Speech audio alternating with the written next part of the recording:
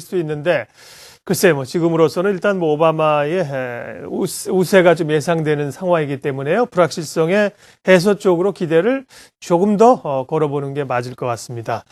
어제 우리 시장은 뭐 지수는 밀렸습니다만 나름대로 선방하면서 월요일 장을 마쳤습니다. 다만 이제 현대차 그룹이 이 연비 충격 때문에요. 어제 7% 가까운 급락세, 7%, 5% 하락했습니다. 오늘 또 현대차 그룹 얼마나 낙폭을 만회하면서 모습을 보여줄지도 관심사입니다.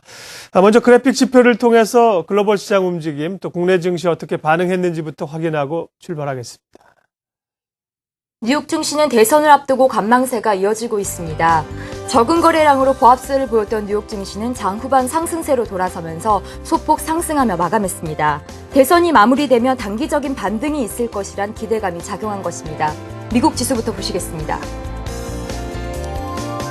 월요일 다우지수가 0.15% 상승한 13,112.44포인트에 마감했습니다. 나스닥은 0.59% 상승한 2,999.66포인트에, S&P 500 지수는 0.22% 상승하면서 1,417.26포인트에 마감했습니다. 미국과 중국, G2의 정권 교체에 대한 불확실성과 그리스와 스페인에 대한 불안감이 겹치면서 유럽의 주요 지수는 하락했습니다. 영국 FTSE 지수는 0.5%, 프랑스 까크는 1.26%, 그리고 독일 닥스는 0.51% 모두 하락하며 마감했습니다. 스페인은 1.89%, 이탈리아는 1.43%, 비교적 큰 폭으로 하락하면서 마감했습니다. 네, 우리 시간으로 오늘 저녁 드디어 미국의 대선이 치러지는데요. 내일 오전 정도면은 누가 이제 대통령이 차기 대권을 잡게 될지 대강의 윤곽이 나올 것으로 보입니다. 세계 경제에도 워낙에 많은 영향을 미치고요. 또 우리 장 같은 경우에도 미국 시장에 워낙 미국 바라기 같은 성향을 좀 지니고 있죠. 그것 때문에 이제 누가 대권을 잡느냐, 또 어떤 종목이 수혜주가 되느냐에 따라서 이제 많은 관심이 모아지고 있는데요. 워낙에 중요한 문제인 만큼 두 후보의 정책 방향 먼저 살펴보겠습니다. 일단 둘 모두 제조업을 활성화해서 고용을 창출하겠다는 공통의 목표를 갖고 있습니다. 그리고 에너지 자립을 내세우고는 있지만 둘의 정책 방향은 좀 다른데요. 오바마 대통령은 신재생에너지에, 롬니 후보는 기존의 화석에너지를 이용한 원자력 발전에 더 무게를 두고 있습니다. 그리고 특히 미트 롬니 공화당 후보는 대통령이 된다면 벤 버냉키 연준 의장을 연임시키지 않겠다고 또 공개적으로 밝혀서 둘의 재정 정책에는 그 입장이 엇갈리고 있습니다.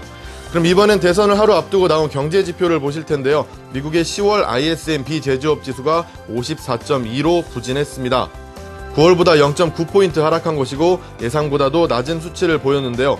아직은 50 이상이기 때문에 여전히 확장세에 있는 것으로는 나타났습니다. 다음은 유럽으로 가보실 텐데요. 스페인의 10년 만기 국채 수익률입니다.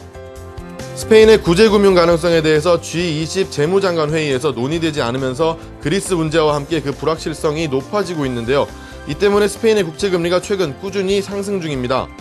이제는 5.7%를 넘어섰는데요. 어제보다 9.3bp 상승한 5.754%를 나타내고 있습니다. 유럽 문제가 이렇게 해결의 기미가 좀 안 보이고 있죠. 그러면서 유로화는 약세를 지속하고 있는데요. 그리스가 6일에는 경제개혁안을, 11일에는 예산안을 의회 표결에 붙일 예정인데 이게 생각보다 불확실해지면서 불안감이 커지고 있습니다.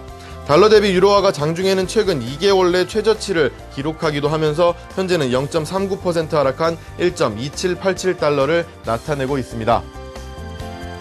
NDF 여교환율입니다. 여교환율 시장에서 달러원 1개월물은 전일보다 1원 10전 상승한 1093원 80전, 1094원 50전 호가했습니다. 야간 선물은 상승했습니다. 0.65포인트, 0.26% 상승하면서 250.90포인트로 마감했습니다. 거래량은 26,000건이었고 투자 주체별로는 외국인이 순매수, 기관과 개인이 순매도를 보였습니다. 네, 일단 대선이 마무리가 되면은 축하하는 식으로 해서 상승장이 잠깐은 나올 수 있겠지만 이런 정치적인 이벤트가 시장의 추세를 돌리기는 좀 어렵죠. 그리고 우리 장은 일단 보시면 여전히 스몰캡 장세가 이어지고는 있지만 이미 상승폭을 좀 키워놨기 때문에 지금 들어가시기에는 좀 부담감이 큰 게 없지 않습니다. 하지만 이 대선이 끝나고 또 새로운 정부가 새로운 정책을 가지고 새로운 그런 그림을 그려갈 때쯤 되면은 이런 지금 시장의 에너지가 또 대형주로 옮겨갈 수 있는 그 시간도 얼마 남지 않았다고 생각하고 있습니다. 대선을 하루 앞두고 조심스럽게 거래가 시작되고 있습니다. 지금은 대선이 끝나고 다시 시장의 활성화를 찾을 것으로 보입니다. 그래픽 지표였습니다.